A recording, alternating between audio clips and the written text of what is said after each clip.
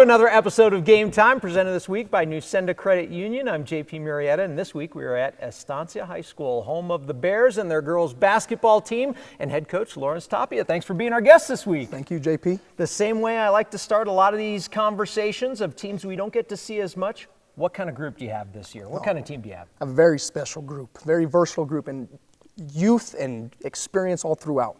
I mean, we're 11 strong, and we're looking really good this year. I want to talk about that youth and experience. Looking at the roster, it looks like you have a good balance of returning, a couple seniors, and some young talent to kind of build the program. How has that balance been from a coach's standpoint this year? It's been a blessing, to tell you the truth. This is my second year, and the seniors I have this group are literally the foundation of where we started. But like you said, the youth behind them is just enough firepower, because when we're out there, it doesn't matter who's out there. I mean, we're 11 deep, and they all can play from top to bottom. Who's getting it done for you this year? Who's kind of leading the way? Sure, that's a hard question. I mean, all of them are pretty dang good. Leading scorer right now is Jenna Valencia, but it's not just about scoring. I got Gabi is leading steals. I got Ana Cuevas, which is leading in rebounds. Like I said, every single one of them has something to contribute, and every step of the way they've been a heck of a team. Estancia is hosting, again this year, a really not only nostalgic, but historic and well-known basketball tournament, the Bean Valley Conference Tournament. What's it like to be the host of a tournament that's one of the oldest in New Mexico? It's an honor, and I've played it myself because I also went to school over here. And I know I'm showing my age, but it's awesome. You see that trophy and you see all the names on it, and it's one of those historic things that's like, wow, you were a part of that. And we're getting close to almost the 100th year, and I think that's going to be pretty dang special. And you're also facing some teams in this tournament that either you've already faced this year or you will face in the coming weeks. Monte del Sol, Tucumcari, Santa Rosa, Capitan, teams like that. Do you like facing teams multiple times during the year? We do, and Tucumcari is one of them. I mean, it's a little rivalry we've started to have with this team. We go back and forth with each other. They're just as young as we are too, and that's one of the things. It's like, man, I'd rather play them more because it makes us better. What sort of goals do you set for this team at the beginning of the year? Well, last year was, the beginning. It was our first winning season in over about 8 years, and now that's the minimum bar. It's like we're looking forward to a district championship. We're looking forward to getting in the playoffs. Start making those advancements. Like I said, the seniors, they really are pushing forward to something that hasn't been done here in a very long time. Are you pleased with where the team is at in that development, trying to reach those goals? Absolutely. I mean, you can see it. We're a run and gun team. They go up and down the court. I have other coaches complimenting how fast our team gets up and down the court.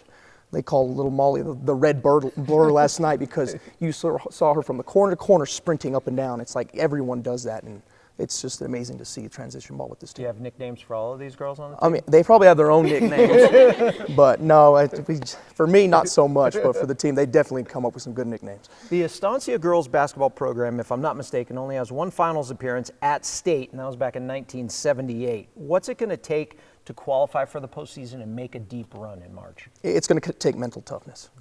I don't question the talent with this team. Like I said, we're very versatile. Every single one of them can contribute, and it's amazing to have a team that's 11 deep because I trust every single one of them. I think it's going to come down to mental toughness and just handling that adversity. And lastly, what do you hope to see from your team in the coming weeks as we're approaching district play? Just to have that confidence. I want them to start believing because it's no longer, it's Estancia. It's Estancia now, and we're coming out there and we're ready to show that we're ready to compete. All right, well, believe. That's a good motto to have this year. Good luck, ladies, the rest of the season. Thank you. We'll be back with more Game Time after this. Are you living the life of an athlete? The New Mexico Activities Association brings you Life of an Athlete, a resource for students, educators, and parents to understand the challenges students face. Athletes, one night of drinking will negatively affect your athletic performance for 2 weeks. And athletes who drink or do drugs are twice as likely to get injured. Alcohol's effects can reduce a high school athlete's potential by as much as 20 to 30%. Are you living the life of an athlete? Log on to the website to find out today. In life, things aren't scripted.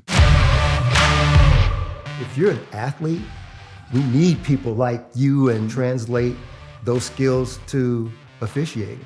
You can get a lot out of it. It happens in every town, in every game.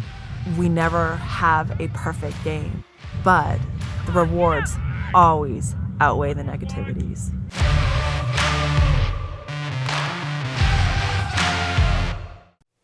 Hi, Hi, my name is Desan Carrion. I am from Estancia High School. Welcome back to Game Time. Welcome back to Game Time, presented this week by Nusenda Credit Union.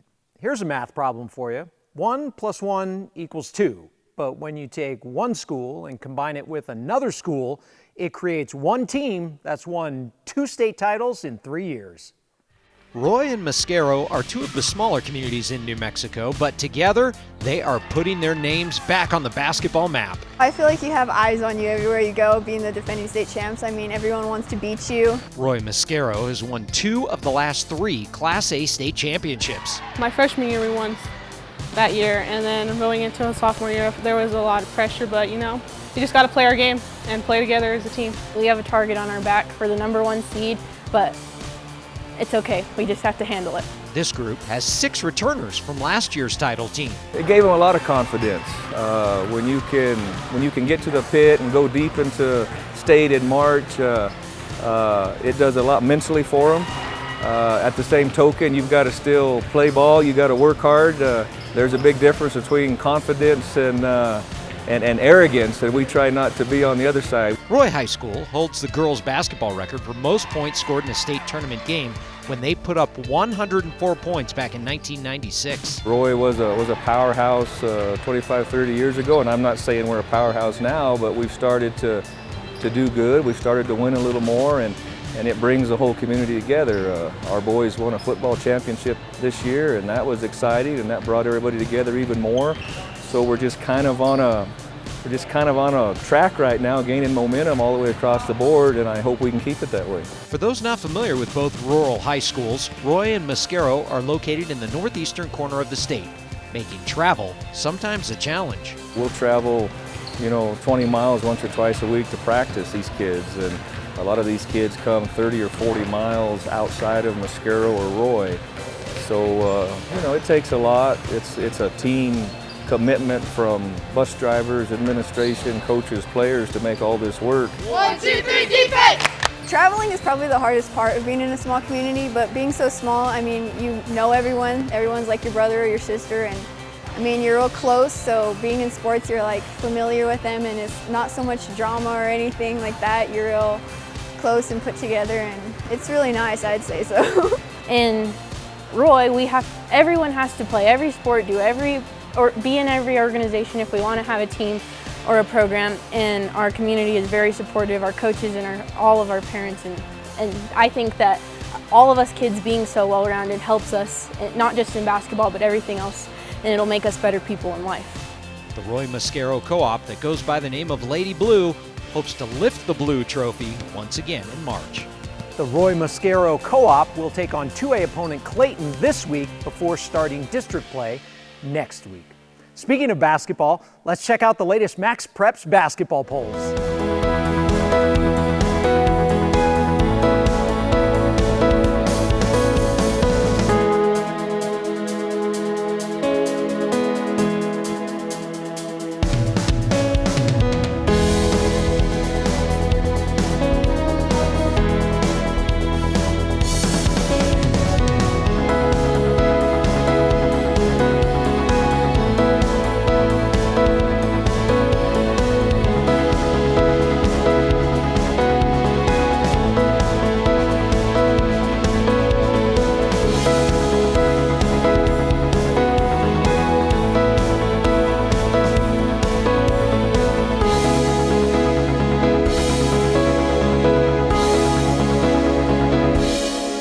Hi, I'm Jenna Valencia from Estancia High School, and we will be back with more Game Time after this.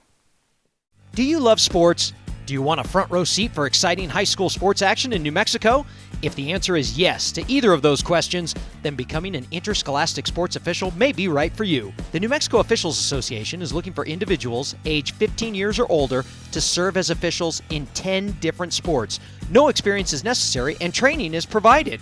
If you're interested, call 505-923-3110. That's 505-923-3110, or go to the website nmact.org and click on the Officials tab.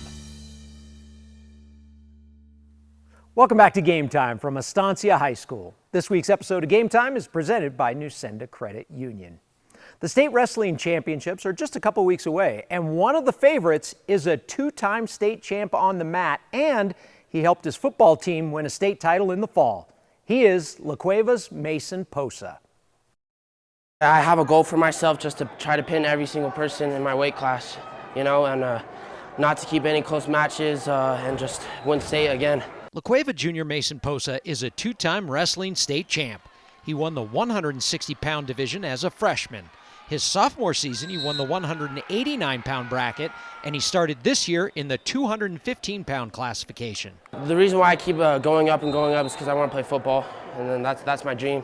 I mean, I love wrestling. It's equal, and still thinking about wrestling a little bit, but you know, all the football stuff that's been going on, football's been heavy favored, and just going up, the competition keeps on getting bigger and bigger and stronger. Posa helped the Bears win a state football title this past fall.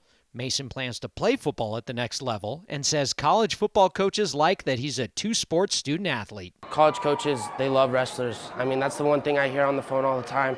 They love that I wrestle, they love I'm a state champ because they know wrestlers have the best mentality out of any sport, and they know we're hard workers.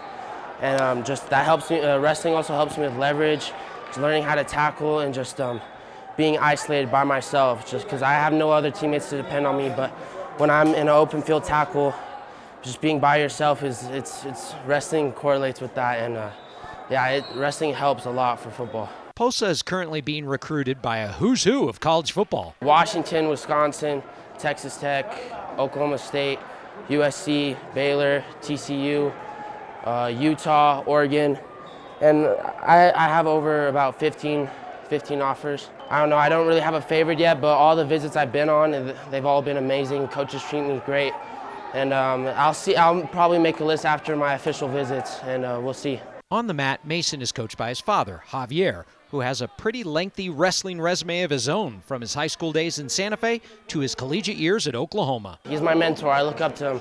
He always tells me to be better than him, and so far I'm on that road to be better than him because he was a three-time state champ, and I'm going for my third and then eventually my fourth. So hopefully everything plans out this season. Posa won his weight class in the conflict at Cleveland, pinning 4 of the 5 wrestlers he faced. That's going to do it for another episode of Game Time, presented this week by Nusenda Credit Union. Thanks for watching us this week. Make sure you tune in next week because you never know where we're going to be or who we're going to talk to, but you do know the place to find the most high school highlights is right here. We'll see you next time on Game Time.